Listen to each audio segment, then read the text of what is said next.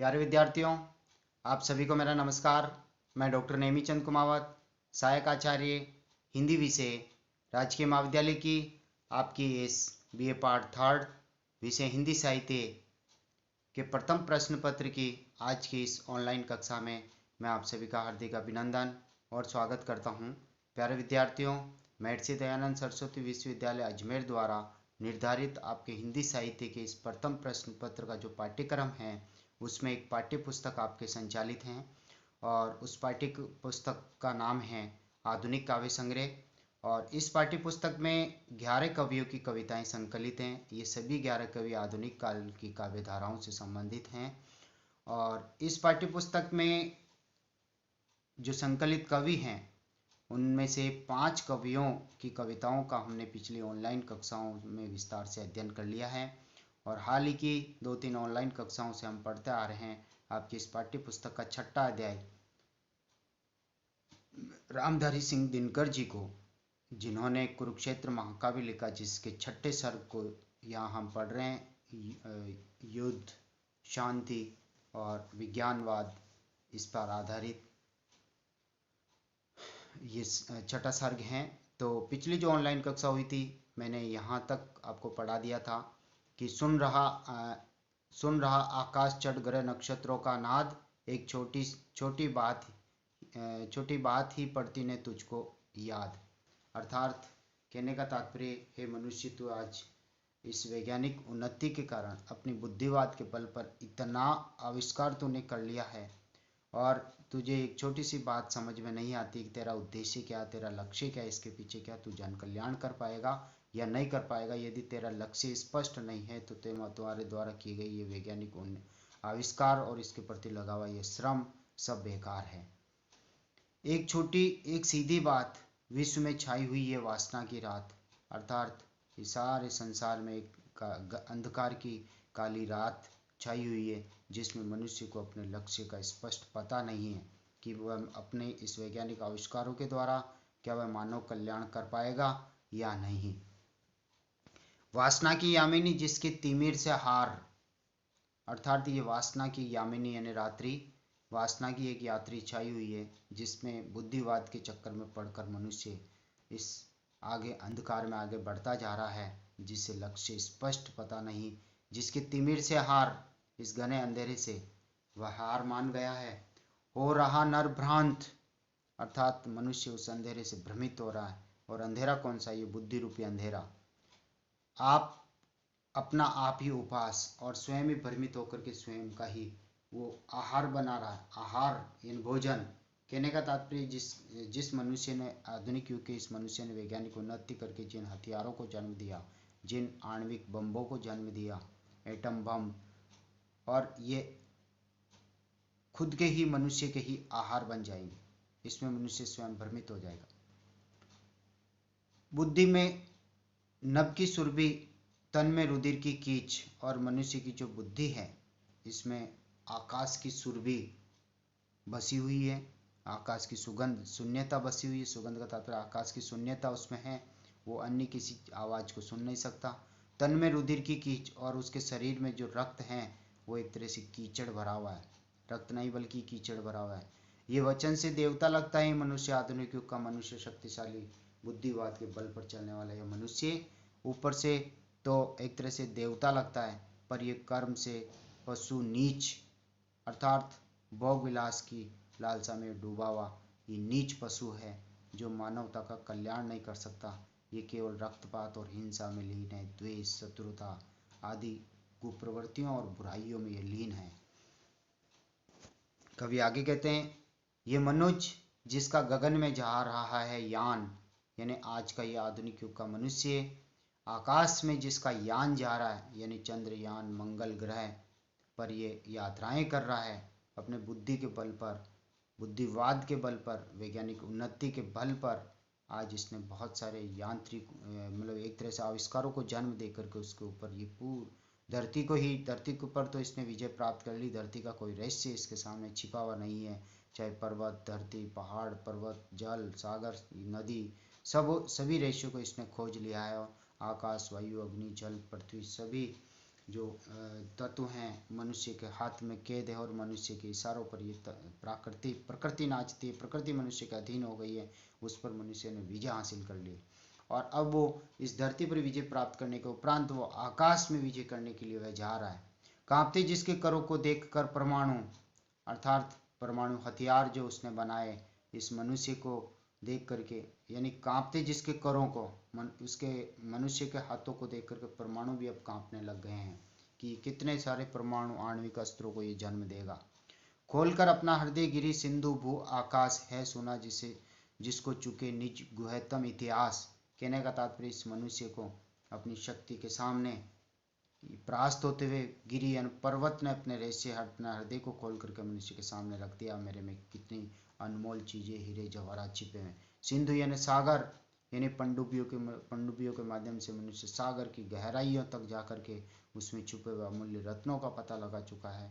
पर्वतों के अंदर छिपी हुई चीजों का उसने पता लगा लिया। भूमि के अंदर क्या छिपा हुआ है, जितने पदार्थ हैं उन सब का पता लगा लिया। आकाश में जितने ग्रह नक्षत्र चंद्रमा वगैरह हैं वहां तक जाकर के इसने पता लगा लिया। तो है सुना जिसको चुके निज गुहतम इतिहास, अर्थात पर्वत, सागर, पृथ्वी, आकाश सभी मनुष्य को अपने रहस्य बता चुके हैं। यानी जो इतिहास था, छिपा हुआ इतिहास, वो मनुष्य ने अपने बुद्धि के बल पर इन सारे रहस्यों को पता उसने कर लिया। खुल गए पर्दे, रहा अब क्या यहाँ से अज्ञेय, अर्थात कहने का तात्पर्य सागर, पर्वत, धरती, आकाश के जितने भी रहस्य हैं, इन जो भी पर्दे में जो चीज़ें थी अब तक, मनुष्य ने अपने बुद्धि बल पर इन सारी चीज़ों का रहस्य का पता लगा लिया है। अब उसके लिए कोई भी चीज़ अज्ञेय नहीं है, सब चीज़ों के बारे में वो जान चुका है कि पृथ्वी में क्या है, पर्वतों में क्या है, सागर में क्या है, आकाश में क्या है, इन सब का इतिहास वो जान चुका, छिपे हुए इतिहास को वो पता लगा चुका है। किंतु नर को चाहिए नित विघ्न कुछ दुर्जेही, इतना सब कुछ होने पर भी इस आज के आधुनिक युग के इस मनुष्य को, यांत्रिक जीवन जी रहे इस मनुष्य को, जिसका हृदय पक्ष तो खोखला हो गया और बुद्धि पक्ष उसके ऊपर हावी है, उस मनुष्य को नित्य नवीन बाधाएं चाहिए, कुछ ऐसी जटिल समस्याएं चाहिए दुर्जय जिस पे विजय प्राप्त नहीं किया जा सकती। उसके ऊपर मनुष्य अपना बुद्धि बल पर परिश्रम करते हुए उन पे भी विजय हासिल करना चाहता है, तब कुछ और करना चाहता है, उससे फिर भी अभी तक चैन, आराम और शांति उसे नहीं है।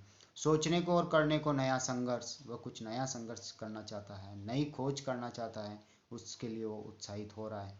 नव्य जय का क्षेत्र, ऐसा क्षेत्र चाहता है जिसमें कुछ नवीन कर्म करके वहां पर भी वह विजय हासिल कर सके और कुछ नया उत्कर्ष वो कर सके। यानी ये सर्व ज्ञाता तो है ही, और अन्य चीज़ों में जो अभी तक चीज़ें जो अज्ञात हैं उनमें वो उन चीज़ों में परिश्रम करके उनमें तत्पर होकर के, लीन होकर के उन रहस्यों का भी वो पता लगाना चाहता है।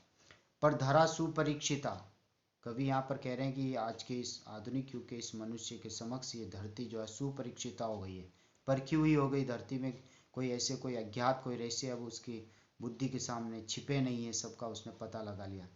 विश्लिष्ट स्वाद विहीन, इसलिए धरती आज उसे विश्लिष्ट यानी बटी हुई नजर आ रही है, स्वादहीन नजर आ रही है। अब यहाँ वो और अपने बुद्धि बल पर किसी रहस्य को खोजेगा तो उससे कुछ मिलेगा नहीं, केवल स्वादहीन ही मिलेगा। ये पढ़ी पोथी न दे सकती प्रवेग नवीन, जिस प्रकार हम किसी पुस्तक को एक बार पढ़ लेते हैं, जो प्रेरणा और जो ज्ञान हमें मिलता है वो एक ही बार में मिल जाता, बार बार उस पुस्तक को पढ़ने से नया कुछ भी नहीं मिलता।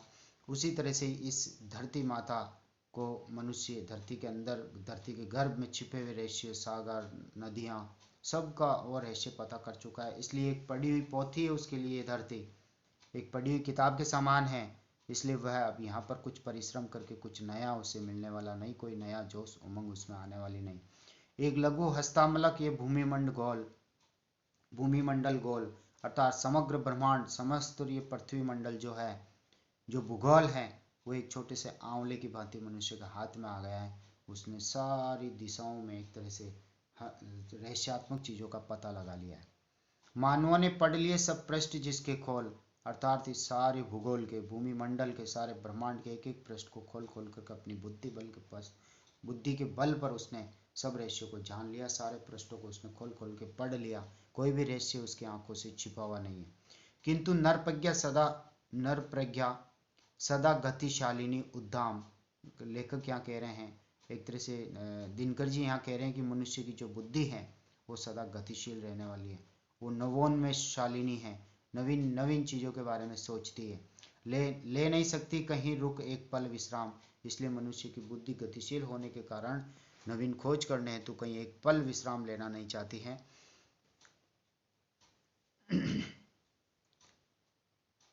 यह परीक्षित भूमि, ये पोथी पठित अर्थात ये भूमि मनुष्य के द्वारा पढ़ी हुई है, इसके रेशियो को उसने पता लगा लिया। ये पोथी पठित अर्थात ये धरती माता रूपी किताब उसने पूरी पढ़ ली है, भूमि उसके लिए पूरी तरह से परिचित हो चुकी है। सोचने को दे उसे अब बात कौन नवीन, अर्थात कोई नई बातें इस धरती पर अब शेष नहीं रही है। इसलिए मनुष्य अब हवाई यात्राएं करने लग गया है। मंगल ग्रह, चंद्र ग्रह आदि पे मंगलयान, चंद्रयान आदि वहां पर ले जाकर के वहां के रेशियो का, आकाश में छिपे हुए रेशियो का पता लगाना चाहता है। ये लघु ग्रह अर्थात ये धरती माता एक छोटा सा ग्रह बनकर उसके लिए अब रह गई है। भूमि मंडल, व्योम, ये संकीर्ण आकाश भी उसे अब छोटा नजर आता है, यानी आकाश पृथ्वी अब उसे छोटी लग रही है अपने बुद्धि के समक्ष, क्योंकि सब रेशियो का उसने अपने आविष्कारों के द्वारा पता लगा लिया है। चाहिए नर को नया कुछ और जग विस्तीर्ण, और आज के इस मनुष्य को कुछ नयापन चाहिए, कुछ नवाचार चाहिए। ये जो संसार है और अधिक विस्तृत संसार उसको चाहिए आज के इस मानव को, आज के इस वैज्ञानिक युग में जी रहे इस यांत्रिक युग के इस मानव को। घुट रही नर बुद्धि की सांस है सांस, सॉरी, घुट रही नर बुद्धि की है सांस। इसलिए इस नवीन खोज हेतु मनुष्य की बुद्धि जो है आज घुट रही है कि उसके पास अब नया कुछ करने को रहा नहीं, इसलिए सांसें घुट रही है, उसे कुछ नया अब करना चाहिए। चाहती हुई कुछ बड़ा जग अर्थात वे संसार से भी और बड़ा ब्रह्मांड संसार चाहती है उसकी मनुष्य की बुद्धि। कुछ बड़ा आकाश, यह आकाश भी उसे अब छोटा नजर आने लगा, धरती अब छोटी नजर आने लगी। अब उसे कुछ नया कार्य क्षेत्र चाहिए जिसमें कुछ नवीन आविष्कार वो कर सके, नई चीजों का वो रहस्यों का पता लगा सके। ये मनुष्य जिसके लिए लघु हो रहा भूगोल, आज का यह आधुनिक युग का मनुष्य जो वैज्ञानिक उन्नति के बल पर, अपने बुद्धिवाद के बल पर उसे भूगोल भी छोटा नजर आने लगा है। अपर ग्रह जय की तृषा, अन्य ग्रहों की खोज करके उसने उसके ऊपर विजय प्राप्त कर ली। उसे फिर भी अभी तक संतुष्टि, उसकी लालसा अभी पूरी नहीं, जिसमें उठी है बॉल। कहने का तात्पर्य उसकी बुद्धि बहुत प्रखर है, अन्य ग्रह जीतने की तीव्र लालसा भी उसके हृदय में मौजूद है। ये मनुष्य विज्ञान में निष्णांत अर्थात विज्ञान में पूरी तरह से ये पारंगत हो गया है। जो करेगा शायद मंगल और विदु से बात, और लेखक को अब लग रहा है कि शायद ये मंगल ग्रह और चंद्र ग्रह से अब ये बातें करने वाला है, यानी इन ग्रहों में जाकर के यहाँ छिपे हुए रेशियो का ये पता लगाएगा, वहाँ जाकर के विश्राम करेगा, निवास भी कर सकता है। ये मनुष्य ब्रह्मांड का सबसे सुरम्य प्रकाश, और ये मनुष्य जो जाति है ये समग्र ब्रह्मांड की एक उज्जवल प्रकाश के समान है, क्योंकि मनुष्य इस धरती पर, इस ब्रह्मांड पर एक सर्वश्रेष्ठ शक्तिशाली प्राणी के रूप में है, जिसने अपनी सर्वत्र चारों दिशाओं में प्रकृति के हर तत्व पर विजय प्राप्त कर ली है। कुछ छिपा सकते नहीं, जिससे भूमि या आकाश अब इस मनुष्य की बुद्धि के सामने धरती माता और या आकाश किस भी रहस्य को छिपा करके नहीं रख सकते। सारे रहस्य इन्होंने खोल करके मानव के सामने रख दिए हैं। ये मनुष्य जिसकी शिखा उद्धाम, शिखा यानी चोटी, बहुत उद्धाम है, बहुत आवेगमयी है, एक तरह से ज्ञान का भंडार है इसकी बुद्धि। कर रहे जिसको चराचर भक्ति युक्त प्रणाम, मनुष्य की इस बुद्धि के समक्ष सारा जड़ और चेतन प्राणी जितने भी पशु पक्षी वगैरह हैं सभी भक्ति से इसे आज के आधुनिक युग के इस मनुष्य को प्रणाम कर रहे हैं, इसकी शक्ति का लोहा ले रहे हैं, उसे मान रहे हैं, सम्मान दे रहे हैं। ये मनुष्य जो सृष्टि का श्रृंगार, यानी ये मनुष्य जो है इस सृष्टि का एक तरह से श्रृंगार है, सृष्टि की शोभा है। मनुष्य नहीं हो तो सृष्टि का कोई महत्व नहीं, परिवेश का कोई महत्व नहीं।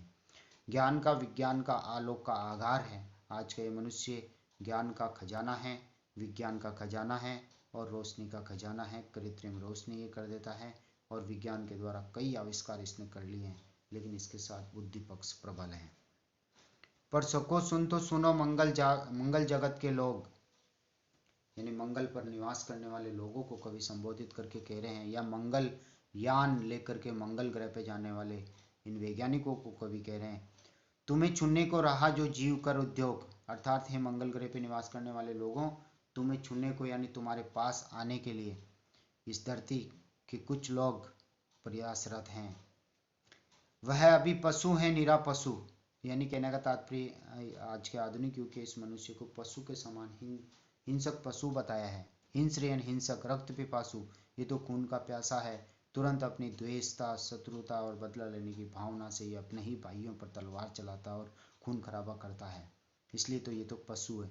बुद्धि उसकी दानवी है, स्थूल की जिज्ञासु, और उसकी बुद्धि एक तरह से दानव की तरह राक्षसनी है, एक तरह से विकराल रूप धारण कर लिया उस बुद्धि ने। स्थूल की जिज्ञासु, जो कुछ है उसको बार बार जानना चाहती है। कड़कता उसमें किसी का जब कभी अभिमान, अभिमान यानी घमंड, कड़कता उसमें किसी का जब कभी अभिमान, अर्थात वह मनुष्य घमंडी बनकर के यदि कड़कता है, फूंकने लगते सभी हो मत मृत्यु विषाण, और एक तरह से वो यमराज को भी मात देने वाले हैं।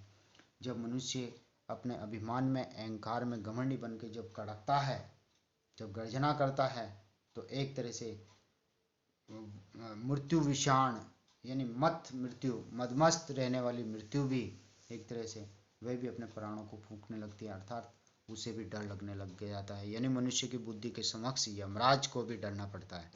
ये मनुष्य ज्ञानी श्रृंगालों कुकरों से हीन हो किया करता अनेकों क्रूर कर्म मलिन, देह देह ही लड़ती नहीं है, जूझते मन प्राण, साथ होते ध्वंस में इसके कला विज्ञान।